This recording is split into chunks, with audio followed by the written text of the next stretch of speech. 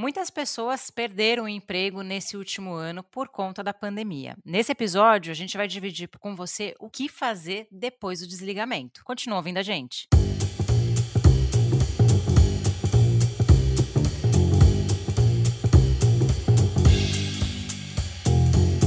Olá, mais um episódio do seu podcast semanal Foca no Trabalho, onde nós falamos sobre trabalho, mercado de trabalho, propósito e muito mais. Eu sou a Bru Garcia E eu sou a Lê Falsarella. e hoje nós vamos falar de um assunto que não é muito lá legal, né, Ale? Ai, não é. Desemprego é difícil, mas a gente precisa. A gente, né, se sentiu na obrigação de falar o que fazer quando você é desligado, quando você perde seu emprego. A gente acompanha, né, não tem jeito, os indicadores, né, o índice de desemprego tá alto. E assim eu posso falar até mesmo da minha experiência, porque afinal de contas fui desligada no final do ano passado, não esperava. E o que eu fiz para me recolocar? Então é o que a gente quer conversar aqui. O que você faz quando você perde um emprego? É um processo, né? Um processo. E a primeira coisa, Ale, quanto tempo você ficou desempregada? Quanto tempo? Olha, eu fui desligada no finalzinho de novembro. Eu voltei a trabalhar em janeiro. Consegui o emprego efetivamente ali no início de dezembro. Então, assim, fiquei, sei lá, umas 2 semanas oficialmente sem trabalho. Mas eu até fiz um vídeo sobre isso no Instagram. Se as pessoas quiserem, depois eu conto desse processo. Mas não é comum isso, tá? Eu fiquei bem surpresa com o tempo que eu fiquei desempregada. Eu não esperava ter conseguido um emprego tão rápido. Eu estava com a sensação assim: vou ficar uns 6 meses parada. Já estava me preparando para isso. E foi curto tempo e eu sou bem grata, porque não é comum, tá? Foi um pouco de competência, um pouco de sorte, tá no momento certo, na hora certa, sabe, Bru? Sim, mas é legal o pessoal, ouvir para ver que é possível sim, Uhum, você se recolocar e também a questão de empregabilidade, né, anotar as dicas aqui que nós vamos trazer para poder se recolocar no mercado. Mas uhum. eu queria perguntar sobre o processo de luto, né, Ale, porque tem um certo processo quando a gente é desligado de uma empresa, a gente tem um laço emocional, então como que fica, né, esse processo de luto? Tem, a gente associa muito o luto, e principalmente nesse momento, né, de pandemia, gente, estamos gravando esse episódio aqui no em maio, né, então tá tudo muito alto, né, 2021, tá, que só para você que tá ouvindo no futuro, mande boas notícias, tá, gente, a gente espera ter passado por essa fase.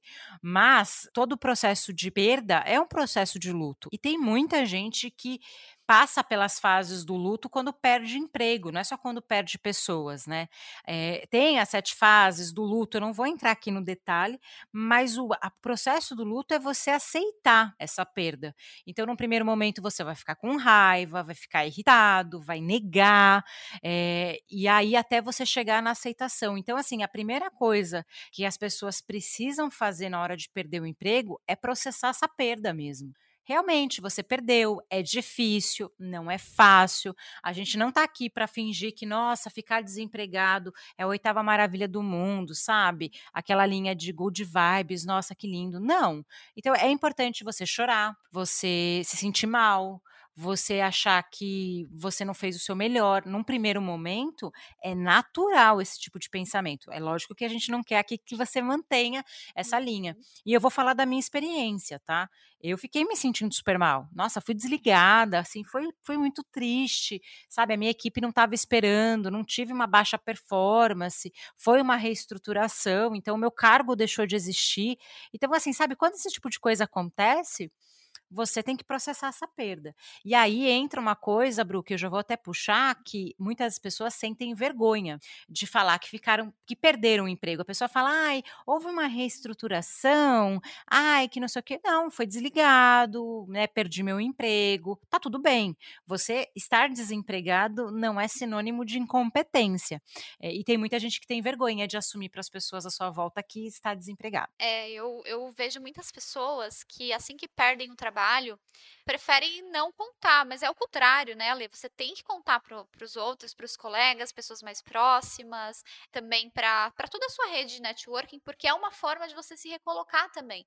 Então, quando você está buscando trabalho, conta para todo mundo que você está buscando trabalho. Não tem que ter vergonha de ser desligado. Acontece, existem N motivos para você ser demitido, independente de qual que foi o motivo, você não tem que ter vergonha. Você tem que contar sim para todo mundo nas redes sociais para você encontrar aí a sua próxima, o seu próximo desafio profissional, né, Lê? E outra, eu penso assim, você foi desligado, você vai fazer uma reflexão, é claro.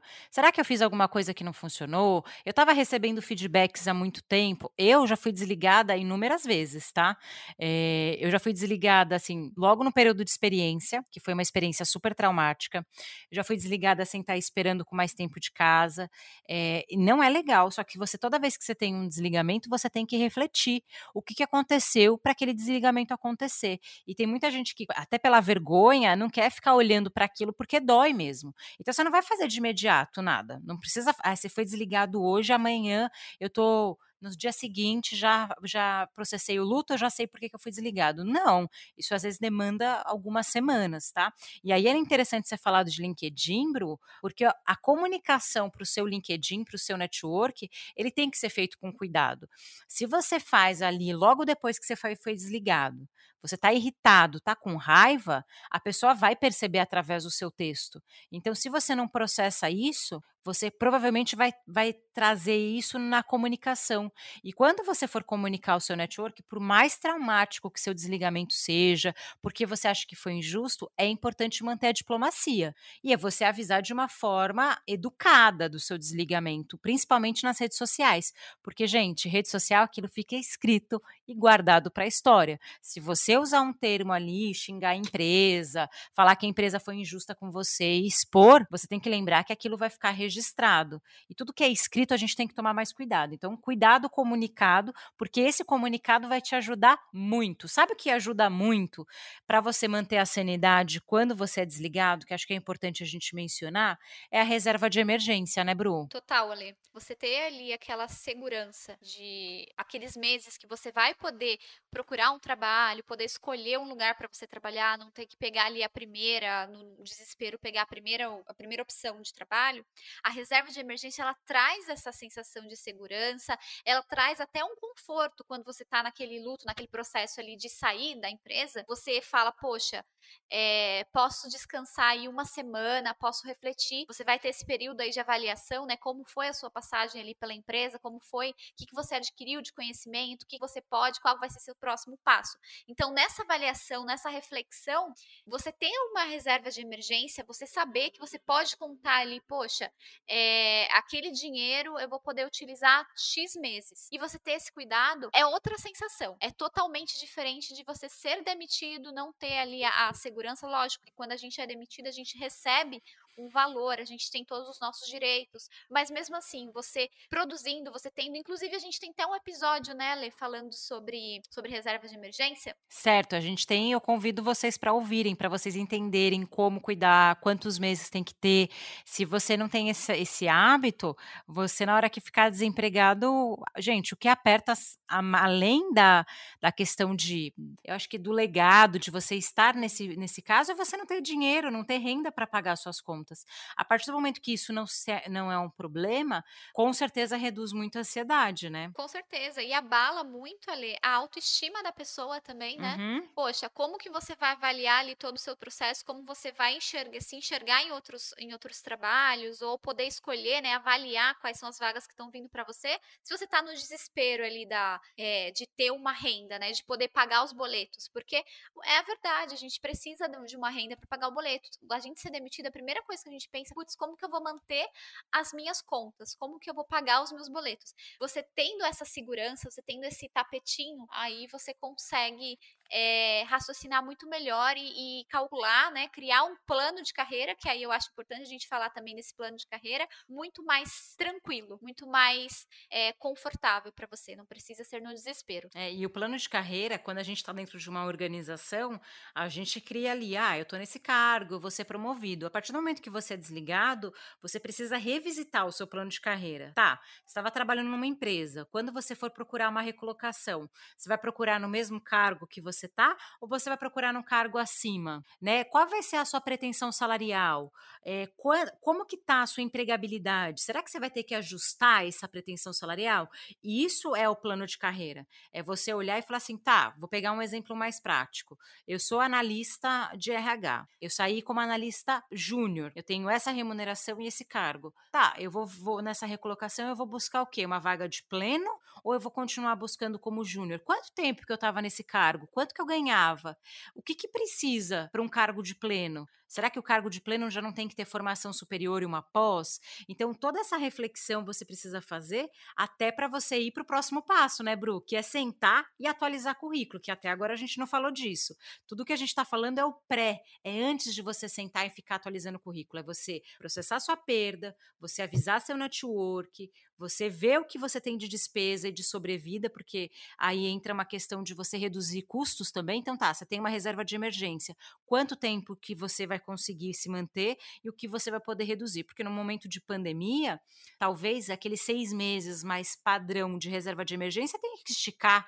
Quanto mais você esticar, melhor. E aí começa a atualização de currículo, né. Isso, aí a gente começa a atualizar o currículo. Eu acho interessante também a gente pensar naquelas pessoas ali que têm 5, 6, 7 anos aí de empresa, porque, você se desligar de uma empresa, você entrar no mercado de novo para poder fazer entrevista, você precisa se atualizar, né, Alê. Uhum, Então você precisa, além de você ver aí do cargo, você vê como que está o mercado também, né, você vê uhum. aí como as empresas estão fazendo o processo seletivo, você se atualizar, quais são as etapas, como você vai montar o seu currículo de forma estratégica. Quando a gente fala de currículo, a gente tem que montar um currículo que seja atrativo. Então, você vai identificar ali o que vai chamar mais atenção para o RH pensando nesse mercado atual, se você está há muito tempo aí dentro de uma empresa. Não, e a deixar ele atrativo e 100% digital, né. Currículos hoje em PDF, Word, papel, isso não existe mais, mesmo para cargos operacionais.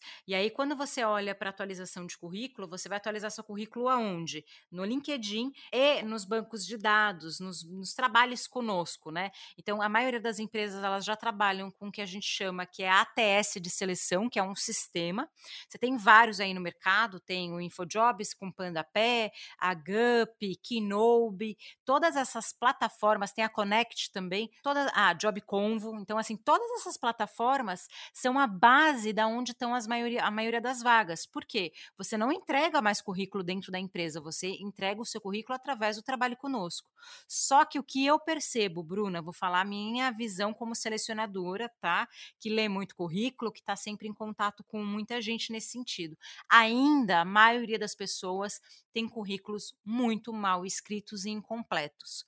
E o que acontece hoje em dia? Eu vou falar um backstage ali, um operacional que acontece dentro do sistema de seleção.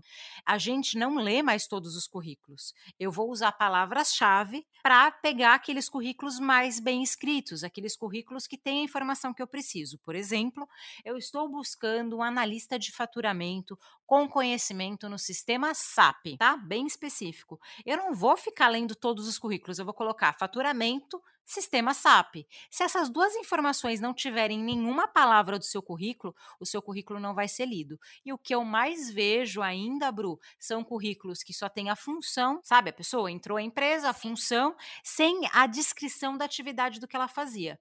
Gente, parênteses aqui. Eu sei que é super chato, enche o saco atualizar currículo, é um monte de banco de dados, mas você não pode deixar acumular.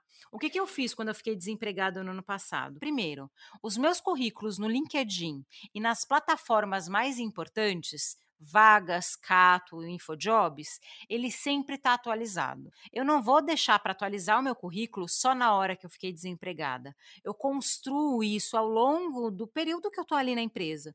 Então, tudo bem, eu acabei de mudar de emprego, acabei de passar no período de experiência. Aliás, Bruna, ufa, passou.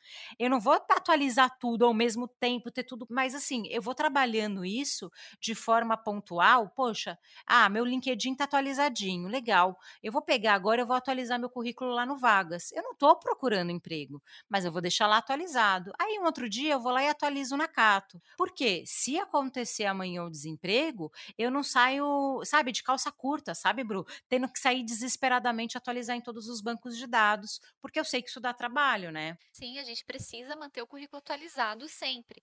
E eu acho que o pulo do gato aqui também, Ale, quando você falou de currículo digitalizado, as pessoas elas têm a opção ali, né, nas plataformas de você anexar o currículo, então você já pega as informações.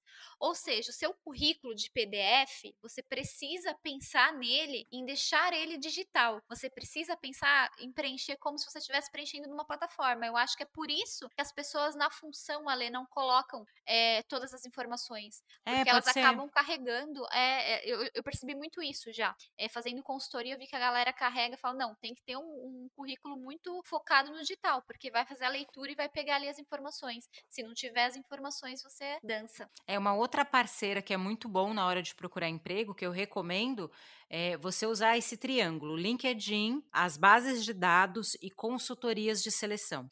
Então, você pegando aí no Google, jogando consultoria de seleção, existem excelentes consultorias. Eu mesmo trabalhei em uma que eu gosto muito, que é a Luandre. Tem muita vaga dentro das consultorias. Então, se você pegar Luandre, Page Personnel, Randstage, Group, tem várias aí, e também é um processo de atualização no banco de dados dessas consultorias, porque, de novo, você não vai mais entregar o currículo, você vai mandar o seu currículo de forma digital. E é aquilo que eu falo, Bru, nesse período de desemprego, o seu trabalho é procurar trabalho. E aí é importante a gente criar um Sim. cronograma, né? Quando que eu começo a procurar emprego? Então, eu fui desligado, eu dei 1, 2 semanas para processar essa perda, eu fui lá, já olhei minha reserva de emergência, eu já fiz cálculo, eu entendi que eu consigo ficar, sei lá, se eu não consigo ficar 6 meses, mas eu consigo ficar 3 meses com o dinheiro da rescisão, mais seguro-desemprego. Legal. Aí eu fui lá e fiz um plano de carreira. Eu vi que eu consigo pedir tanto e eu sei que eu vou pedir no tal cargo. Atualizei o meu currículo, avisei para o meu network. Eu devo começar a procurar emprego só depois do seguro-desemprego? Na minha visão, você tem que procurar emprego assim que você já se sentir preparado para isso.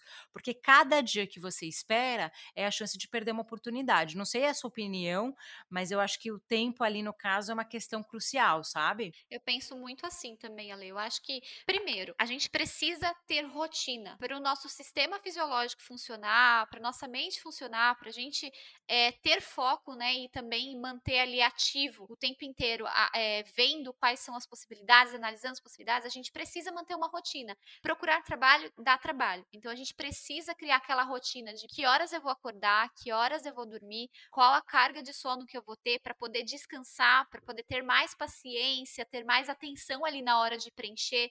É necessário a gente ter toda essa rotina. Muitas pessoas acham, não estou trabalhando, posso ir dormir 2, 3 horas da manhã, acordar tal hora. Você precisa criar essa rotina até para você ter os horários de mandar o seu currículo para as vagas. Você procurar destinar de 2 a 3 horas ali no seu dia para procurar essas vagas. É bom, né, Ale, você manter, porque quando você iniciar no seu trabalho, você não vai sentir tanta diferença fisiológica e é lógico que você vai conseguir a oportunidade muito mais rápido. Aí, eu vou comentar uma coisa que aconteceu comigo no ano passado. A gente tem muitos testes, né, comportamentais agora nessas plataformas, Bru. O fit Bastante. cultural, aliás, a gente tem um episódio que a gente só fala de fit cultural. Então, a gente já fez recomendação de 2 episódios aqui. Depois, escuta o episódio de reserva de emergência, vai te ajudar. E, na sequência, escuta o de fit cultural para você entender o que que é esse teste. E aí, tinha uma candidata que ela falou assim: eu fui reprovada várias vezes no teste, eu não sei o que está acontecendo. E eu sempre dei muito apoio para os candidatos, sabe? Eu liguei para ela para entender. Sabe o que ela estava fazendo, Bru? Ela não estava dormindo bem, porque estava desempregada, ela respondia a todos os testes de madrugada, tá, Nossa. porque ela estava com insônia, não sei o quê, e ela tinha um baixo desempenho no teste. Vamos pegar um teste de lógica, por exemplo. Gente, fui lá, mandei meu currículo, a empresa respondeu pedindo um teste de lógica, um teste de inglês. Eu preciso responder com minha atenção boa. Se eu não comer bem, se eu não fizer exercício, se eu não dormir, eu não vou conseguir fazer essas coisas. E, gente, aqui nós não abraçamos a árvore, a gente sabe que é difícil, mas tenta manter uma rotina. Pega o horário comercial para procurar emprego, à noite, vai descansar, vai assistir uma série, vai assistir um filme e não se sinta culpado por descansar quando você está desempregado. Uma vez que você já fez a sua rotina, de manhã, das 8 até as 10, eu vou enviar currículos e responder testes. Das 10 às 11, eu vou mexer no meu LinkedIn. Vou almoçar, vou fazer um intervalo, eu vou comer. Nesse intervalo, eu vou assistir uma série, vou relaxar. Depois à tarde, vou enviar mais currículo, vou fazer um curso rápido, eu vou assistir uma live. À noite, vou descansar. Se a gente tem um dia equilibrado, a gente não vai se sentir mal de descansar, porque você sabe que você fez ali a sua obrigação do dia, né? Que é mandar currículo, é responder teste, porque realmente é um investimento de tempo. E eu vejo que muitas pessoas perdem essas oportunidades, Bru, por não estarem com a atenção cuidada. Isso tem muito a ver que, assim, a gente é um ser, vamos dizer assim, que precisa de tem várias demandas, né? E aí, se você não cuida do sono, não come bem, não faz exercício, a gente sente também no corpo, né? A gente é um conjunto de sistemas, né, vários sisteminhas. Se a gente não tiver esse cuidado de manter o sono em dia para poder, ter mais atenção, ter até mais memória, né, Ale, a gente precisa ter esse cuidado. Cuidar do corpo, cuidar da mente para a gente ir bem nos testes, para a gente também ir bem até, Ale, para a gente poder, raciocinar na hora de responder por que que você quer trabalhar naquela empresa. São perguntas Uhum, simples, mas se a gente não estiver aham, descansado, a gente não consegue responder, não consegue formular, estruturar uhum. uma resposta que seja coerente, que seja atrativa. E tem energia até para entrevista mesmo, né. Total. Eu falo que nas minhas entrevistas, às vezes, a gente faz resgate da autoestima da pessoa, né. Ela tá naquele ciclo do desemprego há tanto tempo que ela tá se sentindo mal, e aí acontece dela chegar na entrevista muito desanimada, muito sem autoconfiança mesmo. Ela já vai para a entrevista falando mal dela mesma. Então a gente percebe isso ao longo da entrevista quando a pessoa fica nessa situação de desemprego muito tempo. Então eu vou pedir para você que está ouvindo esse episódio compartilhar com a sua rede. Tem muita gente que está procurando recolocação e é importante fazer esse passo a passo. E comenta aqui para gente qual dica que você usa na hora de se recolocar e que a gente pode aqui voltar com uma parte 2. Eu acho que faria muito sentido a gente falar especificamente de entrevistas por vídeo para ajudar, mas esses 2 episódios, e a gente tem aqui outros episódios falando de como fazer entrevista, como atualizar currículo. Então tem uma playlist aí, mais de 60 episódios do Foca para você que está procurando emprego. Aproveitando, vou falar das redes sociais do Foca. Vocês encontram a gente lá no @Foca no Trabalho, no Facebook, LinkedIn e no Instagram. E eu vou deixar as minhas redes. Eu sou a Lê Falsarella no Instagram e a Alessandra Falsarella no LinkedIn. E se vocês precisarem, a gente toda hora faz live, fala muito de recolocação. É um tema que a gente traz aqui justamente para ajudar você a se recolocar. Onde que o povo te acha, Bru? O povo me acha aí no Instagram como @bruna.garcia com 2 As, ou então no LinkedIn Bruna Santana Garcia. Lá também eu crio diversos conteúdos e vocês podem mandar mensagem, tirar dúvidas e sugestões de conteúdos também, né, Ale? A gente gosta. Uhum. Pautas, que tipo de episódio, com qual conteúdo vocês querem ver aqui? Manda pra gente via Instagram e a gente sempre conversa com o pessoal por lá. Então é isso, pessoal. Um beijo e tchau, tchau. Tchau, até o próximo episódio. Até.